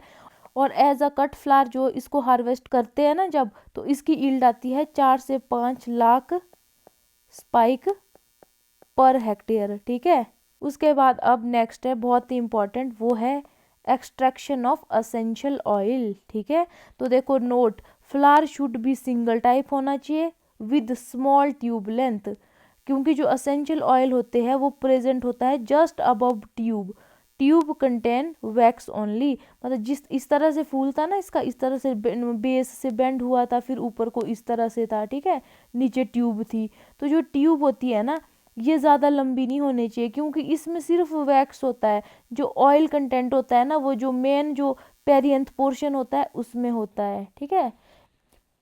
अब ना इसको करने से पहले ना मैं पहले कंसेप्ट बताती हूँ आपको, उसके बाद आपको ज़्यादा अच्छे से समझ आएगा, ठीक है। देखो सबसे पहले कंसेप्ट समझो, ठीक है। तो देखो एक होता है एनफ्लोरेज मेथड, ठीक है, वो ट्रेडिशनली यूज़ करते थे, ठीक है। इसमें पता है क्या होता था, सबसे पहले ना हम चेसिस प्रिपेयर करते थे, ठीक है। चेसिस क्या होता था, देखो एक आपने प्लेट ले ली, ग्लास प्लेट ले ली, ठीक है। उसके बाद क्या करेंगे, उसमें स्प्रेड कर लेंगे हम फैट, ठीक है, चाहे आप कोकोनट ऑयल डाल दो, ठीक है, तेल डाल दो इसमें, ठीक है, ऑयल डाल दो। उसके बाद क्या करेंगे, फिर जो फ्रेश फ्लावर हार्वेस्ट किया होगा ना उसको लेके आएंगे, उसको उसकी पेटल को इसमें डाल देंगे, जैसे ट्यूबरोज का जो फूल है वो इसमें डाल दिया, ठीक है। उसके बाद क्या होगा, 24 घंटे तक उसको ऐसे रहने देना फूल को उसमें। फिर क्या होगा, 24 घंटे के अंदर क्या होगा, जितनी भी उस फूल की फ्रेग्रेंस है, उस फूल में जो तेल का कंटेंट है वो सारा इसमें चले जाएगा, इस तेल में, ठीक है, जो ये फैट आप यूज़ कर रहे हो, ठीक है। उसके बाद फिर इसको 24 घंटे बाद फिर हटा देना, फिर दूसरे फ्लावर का लॉट लेके आओ उसको इसमें डालो, फिर 24 घंटे के बाद फिर और नए फ्रेश फ्लावर लाओ वो इसमें डालो। तब तक ये करते रहना है जब तक ये पूरा सैचुरेटेड ना हो जाए, ठीक है। जो ये फैट यूज़ कर रहे हैं, चाहे इसको फैट बोलो चाहे इसको आप कोकोनट ऑयल बोलो, ठीक है। जो आपने जो बाउल है ना, बाउल में जो तेल डाला है, ठीक है, जब तक वो तेल सारा ना मतलब पूरा ना भर जाए खुशबू से, और तेल जो एक्सट्रैक्ट हुआ है किससे, फ्लावर से, ठीक है। उसके बाद क्या करेंगे हम, ठीक है, इसको जो ठंडा हो जाएगा ना कुछ टाइम के बाद, ठीक है, उसके बाद क्या करना है, इसको जब ये ठंडा हो जाता है ना इसको बोलते हैं पोमेड, ठीक है। जब फैट में पूरी तरह से सेंट आ जाता है फ्लावर का, ऑयल पूरी तरह से आ जाता है, उसको पोमेड बोलते हैं। फिर जो ये पोमेड होता है ना इसको क्या करते हैं, ये ठंडा हो जाता है ना, सॉलिड बन जाता है, उसके बाद इसको क्या करते हैं, अल्कोहल से धोते हैं, ठीक है। फिर इसको जब अल्कोहल से धोएंगे ना, फिर क्या करेंगे, सारा जो फैट होता है, सारे जो फ्रेग्रेंस होती है वो अल्कोहल के अंदर चली जाती है, ठीक है। और उसके बाद क्या करते हैं, अल्कोहल को इवेपोरेट कर देते हैं और फिर हमें जो मिलता है वो एब्सोल्यूट मिलता है, ठीक है। तो ये प्रोसेस है। अब जो कोई ऑयल एक्सट्रैक्शन के बारे में ज़्यादा, या किसी के घर में कोई फैक्ट्री हो या कोई घर में कर रहा हो, उसको ज़्यादा नॉलेज होगा इसका, ठीक है, वो मुझे कमेंट सेक्शन में बताना, ठीक है। उसके बाद अब जो मेथड यूज़ होता है मोस्टली वो सॉल्वेंट एक्सट्रैक्शन मेथड होता है, ठीक है। उसमें क्या करते हैं, कोई भी सॉल्वेंट यूज़ करते हैं। इसमें ऐसा होता है जैसे फ्लावर लेना है प्रॉपरली, फ्रेशली जो हार्वेस्ट किया हो, ओपन हो, हाईली फ्रेग्रेंट फ्लावर लेना है, जैसे सिंगल वैरायटी ले ली, उसको क्या करना है, सॉल्वेंट में सोक कर देना है, ठीक है, उसमें डुबो के रखो उसको। उसके बाद क्या करना है, जब वो सारा जो सेंट और ऑयल इसमें चले जाएगा ना, फिर इवेपोरेट कर देना है, इवेपोरेशन कर देनी है, ठीक है। सॉल्वेंट सारा इवेपोरेट हो जाएगा और जो पीछे जो रह जाएगा उसको बोलते हैं कंक्रीट, ठीक है, कंक्रीट रह जाएगा, ये वैक्सी होता है, ठीक है। उसके बाद क्या करेंगे हम, ये जो कंक्रीट होते हैं इसको अल्कोहल से धोएंगे, ठीक है। फिर क्या करेंगे, अल्कोहल को वैसे ही जैसे पीछे किया था इसको इवेपोरेट कर देंगे और फाइनली जो बन जाएगा वो क्या बनेगा, हमारा एब्सोल्यूट, ठीक है। तो देखो जो ऑयल होता है ना, जब इसको एक्सट्रैक्ट करते हैं सबसे पहले कंक्रीट बनता है, याद रखना, ठीक है। फिर कंक्रीट को अल्कोहल से वॉश करते हैं, ठीक है। उसके बाद फिर क्या बनता है, हमारा एब्सोल्यूट आता है उसके बाद, ठीक है, एब्सोल्यूट ऑयल, ठीक है। तो ये तो प्रोसीजर था ना। अब जो नॉर्मल पॉइंट है वो आपको याद रखने हैं, ठीक है। अब देखो, एक्सट्रैक्टेड फ्लावर, ठीक है, treated with petroleum ether solvent, ठीक है। सॉल्वेंट देखो हेक्सेन भी हो सकता है, ठीक है, और इसमें सॉल्वेंट यूज किया है petroleum ether to obtain absolute, ठीक है। एंड में क्या मिलता है, एब्सोल्यूट मिलता है ऑफ चेसिस, ठीक है। चेसिस मैंने बोला था ना किसको, जब आप ग्लास को यूज़ करते हैं उसमें आप जो फैट रखो या ऑयल रखो, ठीक है, उसको बोलते हैं चेसिस, ठीक है।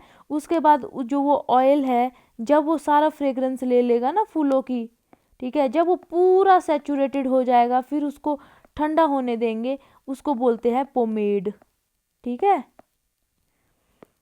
तो देख लो, अब ये लाइन है, अब ये आपको एज इट इज़ रटनी है, ठीक है, क्योंकि ये एज इट इज़ ही आएगी, ठीक है। ये आईसीआर के नोट से लिखा है मैंने, extracted flower treated with petroleum ether, क्योंकि अगर इसको डीप में जाओगे ना तो इसमें भी मुझे बहुत ऐसा लगता है कन्फ्यूज़न कि भाई ऐसा कैसे हुआ, ठीक है। देखो, extracted flower treated with petroleum ether to obtain absolute of chassis as a by product, कितना एब्सोल्यूट मिलता है, 1.2 से 1.5%।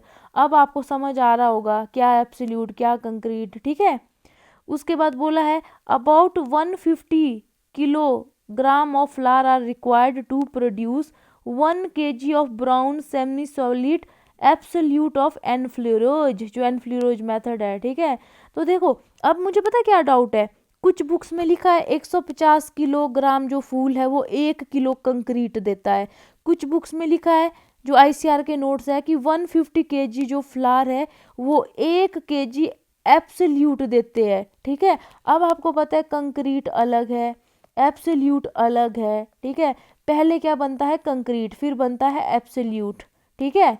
अब देखो कैसे समझ आएगा आपको, ये देखो, ये लाइन है, ये बोला है कि अगर 17 से 18 किलो पर हेक्टेयर कंक्रीट होगा ना तो ये बनाता है 3.5 kg एब्सोल्यूट, ठीक है। मतलब अगर कंक्रीट 17 से 18 किलो है तब आपका 3.5 kg एब्सोल्यूट बन रहा है, ठीक है। इतने कंक्रीट से इतना एब्सोल्यूट बन रहा है, कम बन रहा है ना, ठीक है। तो ऐसे कैसे हो सकता है कि 150 किलो फूल भी सेम कंक्रीट दे और सेम एब्सोल्यूट दे, समझो, ठीक है। कंसेप्ट अगर पढ़ोगे ना तो डाउट्स भी बहुत आएंगे, ठीक है। बाकी ये तो चलो मैंने बोल दिया, समझो सोचो, ठीक है। बाकी जो आपको रटना है, मेन जो आपका फोकस होना चाहिए वो एग्ज़ाम क्लियर करने का होना चाहिए, तो वो रट लो, ठीक है। तो अगर आएगा 150 kg फूल 1 kg कंक्रीट देता है, वो आप याद रखो, ठीक है। आईसीआर के अकॉर्डिंग जो 150 kg ऑफ फ्लावर है वो प्रोड्यूस करता है 1 kg of boron semi solid absolute, ठीक है। फिर है प्रोसेस ऑफ एनफ्लोरोज रिप्लेस्ड पार्शली, बोला अब जो ये जो पुरानी टेक्निक थी ना एनफ्लोरोज की, इसको अब रिप्लेस कर दिया है सॉल्वेंट एक्सट्रैक्शन मेथड से, क्योंकि उसमें कम लेबर लगती है। ठीक है, तो देखो जो पहले एनफ्लोरोज मेथड था ना उससे ज़्यादा एब्सोल्यूट आता था, ऑयल कंटेंट ज़्यादा आता था।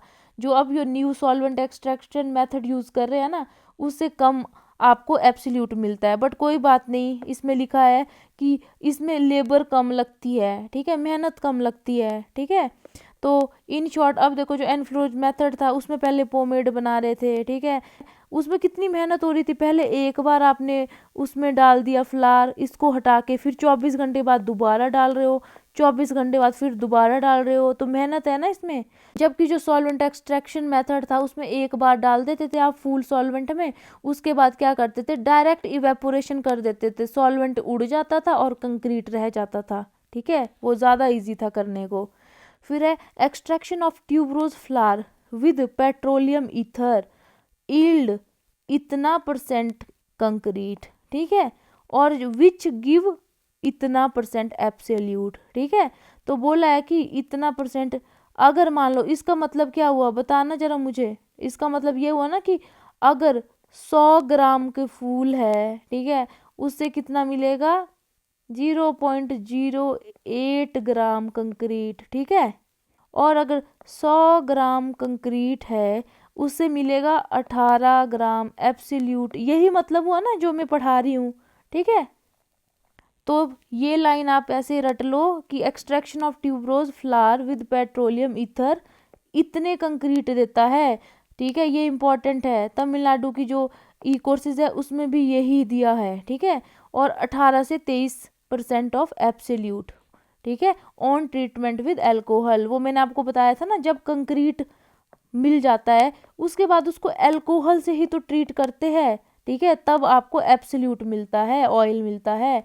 जब अल्कोहल से आप ट्रीट करेंगे ना एब्सोल्यूट को, ठीक है, उसके बाद इवेपोरेशन करते हैं। ठीक है, और इवेपोरेशन के टाइम कुछ ऑयल तब भी मिलता है, वो 3% मिलता है। तो आई होप आपको कंसेप्ट समझ आ रहा होगा। ठीक है, तो ये है कंक्रीट यील्ड 17 से 18 kg पर हेक्टेयर। ठीक है, which gives 3.5 kg of absolute और 0.8% ऑफ डिस्टिल्ड ऑयल। ठीक है, तो देख लो हर बुक में डिफरेंट डिफरेंट है। ठीक है, तो आपको ये याद करना है। ठीक है, क्योंकि स्टैंडर्ड बुक्स यही है, ई कोर्सेज हो गए, तमिलनाडु के हो गए। ठीक है, इन शॉर्ट ये याद करो। ठीक है, 150 kg ऑफ फूल कितना देते हैं 1 kg, चाहे एब्सोल्यूट पूछे एग्जाम में चाहे कंक्रीट पूछे। ठीक है, स्टैंडर्ड सोर्सेज से है ये वाली लाइन देख लो। ठीक है, ट्यूबरोज फ्लावर जो होता है जब पेट्रोलियम ईथर के साथ उसको करते हैं ट्रीट, तो इतना कंक्रीट देता है, जो इतना एब्सोल्यूट बाद में देता है जब उसको अल्कोहल के साथ ट्रीट करते हैं।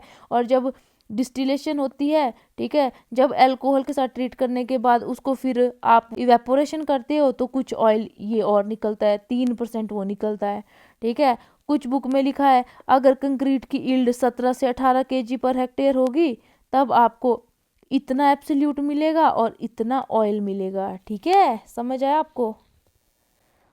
उसके बाद वो ये ट्यूबरोज कंक्रीट एंड एब्सोल्यूट। ठीक है, प्रिपेयर्ड फ्रॉम फ्लावर, वो मैंने आपको बता दिया है, पहले कंक्रीट बनता है उसके बाद एब्सोल्यूट बनता है। ठीक है, उसके बाद है tuberose grown for extraction of essential oil in grassy region of south France. ठीक है, एंड मोरक्को, यहाँ पे क्या है ट्यूबरोज को ऑयल के पर्पज से ही यूज करते हैं ज़्यादातर। फिर है कंक्रीट एक्सट्रैक्शन के लिए सॉल्वेंट एक्सट्रैक्शन मेथड है, French perfume best in world. ठीक है, फिर एक स्पीशीज है पॉलियंथस हवार्डी। ठीक है, अगर आपको कलरफुल फ्लावर बनाने हैं ट्यूबरोज में तो इसके लिए इसको पेरेंट यूज करें। Source of breeding of coloured flower in tuberose, perfume industry popular in France, Siagne river valley region. ठीक है, फिर है bulb dormancy broken by thiourea 4% in 1 hour. ठीक है, फिर है फ्लावर यील्ड जो तनायु के नोट्स में दिया है 14 से 15 टन पर हेक्टेयर। ठीक है, और फिर ये बोला है कंक्रीट यील्ड 8 से 10 kg पर हेक्टेयर कंक्रीट मिलता है। ठीक है, रेटून क्रॉपिंग, तो रेटून क्रॉपिंग में होता है कि जब हार्वेस्टिंग करते हैं ना हम ट्यूबरोज की, ठीक है, फ्लावर के लिए, तो इसको क्या करेंगे, यहाँ से कट कर देते हैं। फिर जो फ्लावर स्टॉक जब बेस से कट करेंगे ना, उसके बाद क्या होती है, दोबारा से क्रॉप आती है। ठीक है, फिर बोला है एक बार जब बल्ब आपने लगा दिया ना, उसके बाद आप उसको 3-4 बार यहाँ से काट के क्रॉप ले सकते हो। 3 से 4 रेटून क्रॉपिंग मिलती है एक सिंगल प्लांटिंग से। तो रेटून क्रॉपिंग ट्यूबरोज में होती है। और किस में होती है रेटून क्रॉपिंग, मुझे बताओ किस फ्रूट में होती है, बहुत इंपॉर्टेंट है। उसके बाद है lifting, curing and storage of bulb. ये बोला कि जब फ्लावरिंग होना खत्म हो जाए, जैसे आपने 3-4 रेटून क्रॉप ले लिए ऑलरेडी, ठीक है, उसके बाद क्या होते हैं, फिर उसमें फूल आने के चांसेस नहीं होते हैं, पत्ते सारे पीले हो जाते हैं, सूख जाते हैं। ठीक है, कब सूखते हैं, सर्दियों में, फरवरी मार्च में। ठीक है, ये इंडिकेशन होती है कि आपका बल्ब मैच्योर हो गया है। जब ऐसा होने लगे तब आपने क्या करना है, पानी देना छोड़ देना है, इरिगेशन देना छोड़ देना है। ठीक है, और फिर क्या करना है, जैसे आपने ये लगाया हुआ है, ठीक है, ये यहाँ से कट कर देना है और इसको खोद के आपने बल्ब को निकाल देना है। ठीक है, और जो बल्ब होता है उसकी तरफ की जो मिट्टी होती है ना चारों तरफ लगी, उसको आप हटा दो। ठीक है, बाकी बल्ब में अगर कोई ऑफसेट वगैरह लगे हैं ना, उसको सेपरेट कर लो हाथों से। ठीक है, क्योंकि इसको आप एज अ प्लांटिंग मटेरियल भी यूज करते हैं, पढ़ा था ना हमने, बल्ब हो गया, ऑफसेट हो गया। ठीक है, उसके बाद जो ये बल्ब होते हैं ना, डिफरेंट डिफरेंट ग्रेड में इसको डिवाइड किया हुआ है। ठीक है, जैसे मैच्योर है 1.5 सेंटीमीटर से ज़्यादा डायमीटर होगा इसका। जो इमेच्योर है वो स्मॉल होंगे और उसका डायमीटर 1.5 सेंटीमीटर से कम होगा। फिर इन बल्ब को क्लीन कर लो आप। ठीक है, क्लीन करना है, उसके बाद क्या करना है, ग्रेड करना है बल्ब को इमेच्योर और मैच्योर में। ठीक है, उसके बाद क्या करना, उसको क्या करना है, सूखी जगह पे, छायादार जगह पे क्या करना है, उसको सुखाने के लिए रखना है। उसको बोलते हैं क्योरिंग, जो आपने ऑलरेडी पढ़ा है। ठीक है, और अगर आप चाहते हो कि क्योरिंग में टाइम लग रहा है, उसको आपने जल्दी करना है, तो उसको आर्टिफिशियल हीट भी दे सकते हैं। ठीक है, 27 से 35 डिग्री सेल्सियस पे। फिर क्योरिंग में क्या होगा, जो बल्ब होते हैं ना, उनको आपने थोड़ा हिलाना भी है, एक ही पोजीशन पे मत रखना उसको। ठीक है, बल्ब मस्ट स्टर्ड और देयर पोजीशन हैव चेंज्ड। ठीक है, उससे क्या होता है, उसमें ना अंदर मॉइस्चर ट्रैप नहीं हो पाता है। ठीक है, आपको पता होना चाहिए, जब गर्मी में आप रख रहे हो, ठीक है, आर्टिफिशियल हीट दे रहे हो, साथ में नमी है, तो फंगल अटैक होता है। ठीक है, इसीलिए बल्ब को जब आप क्योर कर रहे हो तो उसको बार बार आपने उसकी जगह चेंज करनी होती है, ताकि कोई रॉटिंग ना हो, कोई फंगल अटैक ना हो। ठीक है, फिर बोला है जो एम्बिएंट एयर टेम्परेचर होता है ना, अगर वो 18 डिग्री का है 4 से 6 वीक, या 6 वीक के लिए 30 डिग्री का है, इससे क्या होता है, बल्ब का जो क्वालिटी होती है वो बढ़िया होती है। कमर्शियल साइज के बल्ब डेवलप होते हैं और स्पाइक की क्वालिटी बढ़िया होती है। ठीक है, फिर है longer storage at 30 degree advance.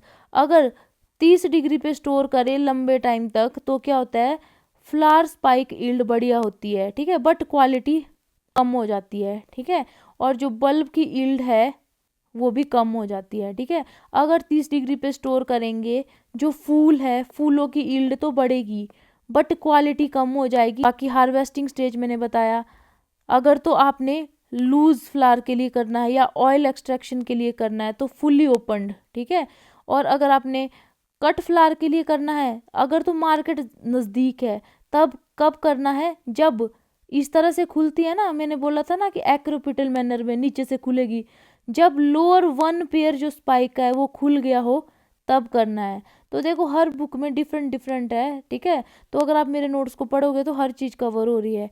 जब लोअर 1 पेयर ऑफ स्पाइक खुलेगा तब करना है, और अगर मार्केट ज़्यादा दूर है तब तो आप जब बर्ड स्टेज में है ना, सारे अभी तक खुले ही नहीं है, क्योंकि नीचे से ऊपर को खुलेगा ना, तो जब सब बंद है तभी आप हार्वेस्ट कर लो। ठीक है, कट फ्लावर के केस में। फिर है ब्रीडिंग फॉर कलर्ड हाइब्रिड। ठीक है, जो कलर्ड हाइब्रिड के लिए ताइवान और चाइना लीडिंग कंट्रीज है। ठीक है, उसके बाद है पोलियंथस ट्यूबरोसा इनटू पोलियंथस हावर्डी। ठीक है, इसमें क्या होता है, red purple orange yellow colour के फूल आते हैं। ठीक है, जो हावर्डी है वो सोर्स है कलर्ड हाइब्रिड का। ठीक है, अगर आप हावर्डी को क्रॉस करेंगे किसी के साथ भी, तो जो फ्लावर है वो कलरफुल आएंगे। ठीक है, उसके बाद जो पोलियंथस ब्लिसी और पोलियंथस बड्रेंथाई है ना, उससे रेम्बो हाइब्रिड आया है, ये आपने याद रखना। जो ट्यूबरोज में रेम्बो हाइब्रिड डेवलप हुए है वो इसके क्रॉस से हुए है, ठीक है। बाकी तो ये वन लाइनर है कि ट्यूबरोज का यूज़ गमले में लगा लो, बॉर्डर में लगा लो, बेड में लगा लो, ठीक है। और अगर लूज फ्लावर को यूज़ करे तो माला बना दो, फ्लोरल अरेंजमेंट में कर दो, बुके, बटन होल, गजरा, ठीक है। ऑयल एक्सट्रैक्शन, ठीक है। फिर ट्यूबरोज का जो बल्ब है उसमें लाइकोरिन होता है, ठीक है। लाइकोरिन से वॉमिटिंग होती है, ठीक है। और ये बोला है कि जो बल्ब है ना, अगर उसमें हल्दी लगा लो आप ना, साथ में मक्खन लगा लो, और जो बेबी को रैशेस होते हैं ना और रेड रेड पिंपल होते हैं, अगर उस पे उसको रब कर लोगे ना तो वो ठीक हो जाता है, ठीक है। फिर बोला अगर बल्ब को सुखा देंगे, उसका पाउडर बना देंगे, उसको गोनोरिया में यूज़ करते हैं, ठीक है। फिर बोला जो ट्यूबरोज है अरोमा थेरेपी में भी यूज़ होते हैं, ठीक है। मतलब अगर इसकी खुशबू थेरेपी ले लो ना आप, इसको आप इसकी अरोमा को स्मेल कर लो, तब आपका जो होता है ना नर्वस सिस्टम है वो काम डाउन होता है, ठीक है। और आपका जो हार्ट है वो भी सही रहता है। फिर tuberose brought to India by Europe in 16th century, ठीक है। तो मेडिसिनल यूज देखो ट्यूबरोज बल्ब के, tuberose bulb contain lycorine cause vomiting, the bulb rubbed with butter and turmeric and applied on red pimple of infant, bulb dried and powdered used for gonorrhoea, tuberose aromatherapy open heart and calm nerves. फिर है packaging, अगर export purpose के लिए आपको इसको pack करना है ना तो कॉरुगेटेड कार्टन बॉक्स का यूज़ करेंगे, ठीक है। 25 फूल होने चाहिए, 25 फ्लारेट, ठीक है। और जो स्टेम लेंथ है 60 सेंटीमीटर, 70, 80, 90 सेंटीमीटर इतनी होनी चाहिए, ठीक है। फिर क्या करेंगे, एक बॉक्स में 200 पीस रखते हैं, ठीक है। फिर जो बॉक्स का साइज है वो इतना होना चाहिए, और 17 किलो का एक बॉक्स होता है इसका, ठीक है, 16 से 17 किलो का। और ये इम्पोर्टेंट है, 1 kg जो कंक्रीट है ना वो देखो कितना महंगा है यार, 89,805 रुपीज़। अब तो बढ़ भी गया होगा इसका रेट। और एक्सट्रैक्शन किससे करते हैं ऑयल की, सॉल्वेंट एक्सट्रैक्शन मेथड, ठीक है। सॉल्वेंट किसको यूज़ करते हैं, पेट्रोलियम ईथर को। फिर होल्डिंग सोल्यूशन देख लो, होल्डिंग सोल्यूशन चाहे पल्सिंग सोल्यूशन हो, उसमें जो सुक्रोज होता है वो कम होता था ना, 2 से 5% के करीब होता था, ठीक है। और साथ में एल्युमिनियम सल्फेट यूज़ कर रहे हैं। फिर है 150 kg flower needed to produce 1 kg brown semi solid concrete, ठीक है। अब देखो मैंने एब्सोल्यूट को काट के कंक्रीट ही कर दिया इसको भी, ठीक है। अब जिनको कंसेप्ट क्लियर नहीं होगा उनको तो हर चीज़ ही सही है, ठीक है। अब जिनको पता है एब्सोल्यूट क्या है, कंक्रीट क्या है, वो तो फिर किसी एक चीज़ को तो सही करेगा ना, ठीक है। या तो एब्सोल्यूट मिलता होगा 150 kg से 1 kg, या तो फिर कंक्रीट मिलेगा, दोनों सेम मिले वो हो नहीं सकता, ठीक है। ट्यूबरोज डे न्यूट्रल है, ठीक है। स्पीशीज देख लो, आपको मैंने बता दी थी, ठीक है। वाइट और पर्पल लॉन्गी फ्लोरा हो गया, डीप रेड ग्रेमिनीफोलिया, फिर light orange red Gemini flora, ठीक है। बाकी स्पीशीज आप देख लेना। फिर है जो ट्यूबरोज होता है, ठीक है, उसमें सीड सेटिंग की प्रॉब्लम होती है, सेल्फ इनकम्पेटिबिलिटी होती है इसमें। फर्स्ट क्रॉस जो बना था ट्यूबरोज में पॉलियंथस ब्लिसी था 1911 में, ठीक है। वो किसका क्रॉस है, जेमिनी फ्लोरा इंटू पॉलियंथस ट्यूबरोजा का, ठीक है। जो जेमिनी फ्लोरा है वो ऑरेंज रेड कलर का होता है, ठीक है। जो फ्लावर होते हैं ट्यूबरोज के हाईली फ्रेग्रेंट है, सिंगल ज़्यादा फ्रेग्रेंट है देन डबल, ठीक है। उसके बाद वही है जो पॉलियंथस ट्यूबरोजा है उसको हम कल्टीवेट करते हैं। जो हवार्डी है वो कलर्ड ट्यूबरोज के लिए एज अ पेरेंट की तरह यूज़ करते हैं। जो जेमिनी फ्लोरा है वो ऑरेंज रेड कलर का फ्लावर होता है उसमें, और जो ग्रेमिनी फोलिया है वो डीप रेड कलर का। ये चारों बहुत इंपॉर्टेंट है, ठीक है। Ideal bulb size for planting 25 से 30 ग्राम, ठीक है। और उसको कितनी डेप्थ में लगाते हैं हम बताया था ना पहले, 3 सेंटीमीटर, 2.5 सेंटीमीटर भी दिया है कहीं। और डायमीटर कितना होना चाहिए, मोर देन 2 सेंटीमीटर, ठीक है। बाकी ये वेराइटीज़ है, ठीक है, जैसे अर्का सुगंधी, ठीक है, ये अभी न्यू आई है, ठीक है। क्लोनल सिलेक्शन है ये, ठीक है, सिलेक्शन है ये, निमेटोड के लिए टॉलरेंट है। बाकी श्रृंगार हमने पढ़ रखा है, ऑफ सीजन वेराइटी है। सुवासिनी देख लो हाइब्रिडाइजेशन से है, ठीक है, डबल वेराइटी है, डबल है तो कट फ्लावर के लिए यूज़ होगा। प्रज्वल है, ठीक है, ये देखो क्रॉस। सिंगल है, सिंगल है तो किसके लिए, लूज फ्लावर के लिए भी, कट फ्लावर के लिए भी, और ऑयल के लिए भी, ठीक है।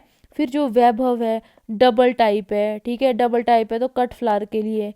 अर्का निरंतरा, निरंतरा का मतलब है लगातार, ठीक है, तो इसका जो फूल है लगातार आते रहेंगे, लॉन्गर ब्लूमिंग पीरियड, ठीक है। फिर फूले रजनी है, सिंगल टाइप है। फिर है NBRI लखनऊ से रजत रेखा स्वर्ण रेखा, ठीक है, ये म्यूटेशन से डेवलप हुई है, म्यूटेंट है ये, ठीक है। जो रजत रेखा है वो म्यूटेंट है मैक्सिकन सिंगल का, और जो स्वर्ण रेखा है वो म्यूटेंट है पर्ल डबल का। तो ये पेरेंट्स याद रखने हैं, ठीक है। रजत रेखा है सिल्वरी स्ट्रीक होती है उसमें, जो स्वर्ण रेखा है उसमें गोल्ड स्ट्रीक होती है, ठीक है। उसके बाद मैक्सिकन सिंगल ट्रेडिशनल वैरायटी है, ठीक है। हाईएस्ट कंक्रीट, यहाँ से ये याद रखना है, हाईएस्ट कंक्रीट रिकवर होता है मैक्सिकन सिंगल से, ठीक है, क्योंकि हमें पता है ना सिंगल से ज़्यादा कंक्रीट होता है एज कम्पेयर टू डबल। अब सिंगल में किस वैरायटी में सबसे ज़्यादा है, वो है Mexican single. Calcutta single, Calcutta double, ये तमिलनाडु की इम्पॉर्टेंट वैरायटीज़ है और ये सिलेक्शन से डेवलप हुई है दोनों, ठीक है। फिर अदर सिलेक्शन है हैदराबाद सिंगल, हैदराबाद डबल, ठीक है, कलकत्ता सिंगल, कलकत्ता डबल, ठीक है। फिर ईल्ड बोली है 10 से 15 टन पर हेक्टेयर, ये आपको पता है ना फूल मिलते हैं इतने, ठीक है। और उससे जो कंक्रीट आते हैं 2 से 2.8 kg कंक्रीट आता है, ठीक है। तो कंसेप्ट मैंने आपको बता दिया है, एक बार खुद अच्छे से पढ़ो, ठीक है, और फिर अपने हिसाब से देख लो आपको कैसे याद रखना है। अब ये कुछ वन लाइनर है, ठीक है। अब देखो जो बुक्स मोस्टली जैसे हम पढ़ते हैं ना, जैसे असेंस हो गया, ग्लॉस्टस हो गया, ठीक है, फिर इंस्टेंट हो गया, ठीक है, जो शॉर्टकट पढ़ते हैं, जैसे एग्ज़ाम को कम टाइम हो तो हम कई बार ये बुक्स उठा लेते हैं कि चलो थोड़ा बहुत पढ़ लेते हैं। तो अगर आप मेरा लेक्चर सुनोगे ना तो ये जो बुक्स है ना ये आपको बिल्कुल इजी लगेगी। तो देखो पोलियंथस ट्यूबरोसा फैमिली बताई है, इसका कॉमन नेम ट्रॉपिकल फूल है, ठीक है। फिर वो है कि हाईली अडेप्टेड टू सब ट्रॉपिकल कंडीशन में भी इसको ग्रो करते हैं, ठीक है। हार्डी है, पेरिनियल है, ये बल्बस प्लांट है, मल्टीपर्पज़ है, वार्म ह्यूमिड क्लाइमेट है, ठीक है। ग्रोथ एंड डेवलपमेंट के लिए टेम्परेचर 25 से 28 से 30 भी याद रख सकते हो। फिर बोला है long day promote vegetative growth and emergence of large spike, ठीक है। फिर है परफ्यूम जो इंडस्ट्री है पॉपुलर है फ्रांस में, सिग्ने रिवर वैली। उसके बाद ये कुछ वैरायटी है सिंगल टाइप जो होती है, सिंगल रो होती है टेपल की, हाईली फ्रेग्रेंट होता है, कट लूज ऑयल की तरह यूज़ करेंगे। जो डबल है, ठीक है, उसमें 3 से ज़्यादा रोज होती है, कट फ्लावर की तरह यूज़ करते हैं। जो सेमी डबल है उसमें 2 या 3 रो होती है, ये भी कट फ्लावर की तरह यूज़ करेंगे। कुछ वैरायटी है जो ऑलरेडी आपने अच्छे से कर लिया है, ठीक है। उसके बाद देख लो ऑफ सीजन वैरायटी श्रृंगार हो गई है, ठीक है। कमर्शियल प्रोपेगेशन बल्ब से, साइज़ क्या होना चाहिए 25 से 30 ग्राम, 2 सेंटीमीटर डायमीटर। प्लांटिंग टाइम जून जुलाई, ठीक है। उसके बाद दिल्ली में मार्च अप्रैल में, ठीक है। बल्ब डोरमेंसी के लिए थाई यूरिया यूज़ करो, ठीक है। उसके बाद वही है कि जो फ्लावरिंग होती है 85 से 90 दिन के बाद आती है, ठीक है। उसके बाद जो फ्लावर की ईल्ड को इंक्रीज करने के लिए आप ग्रोथ रेगुलेटर का यूज़ करो। फिर इसकी ईल्ड है 10 से 15 टन लूज फ्लावर की ईल्ड है, ठीक है। कंक्रीट को एक्सट्रैक्ट करने के लिए सॉल्वेंट एक्सट्रैक्शन मेथड यूज़ करो। कंक्रीट की ईल्ड कितनी होती है 2 to 2.8 kg पर हेक्टेयर, इसमें तो बहुत ही कम दी है। जो ICR का जो ई कोर्स है उसमें ईल्ड ज़्यादा है, ठीक है। फिर जो सीरियस प्रॉब्लम है जो फॉलिएज निमेटोड था ना एफिलेंकॉइड, ठीक है, तो वो इसमें सबसे ज़्यादा प्रॉब्लमेटिक है। फिर ये असेंस की बुक है, ठीक है, उसमें भी देख लो ओरिजिन है। फिर ये क्रोमोसोम नंबर देख लो, ये स्पीशीज़ मैंने ऑलरेडी करा दिया, लाइकोरिन मैंने आपको बता दिया है, ठीक है। उसके बाद ये टेबल मैंने आपको बता दिया है, ठीक है। सीरियस प्रॉब्लम क्या है फॉलियर निमेटोड और स्टेम रॉट। तो इसके साथ ही ये लेक्चर आपका कंप्लीट होता है, ठीक है। तो आप कंसेप्ट समझो, एक बार खुद पढ़ो, फिर आप डिसाइड करो, ठीक है, आपको किस तरह से आपको करना है, और MCQ प्रैक्टिस करो, ठीक है। तो चलो इसके साथ ही मैं लेक्चर को कंप्लीट करती हूँ। Thank you.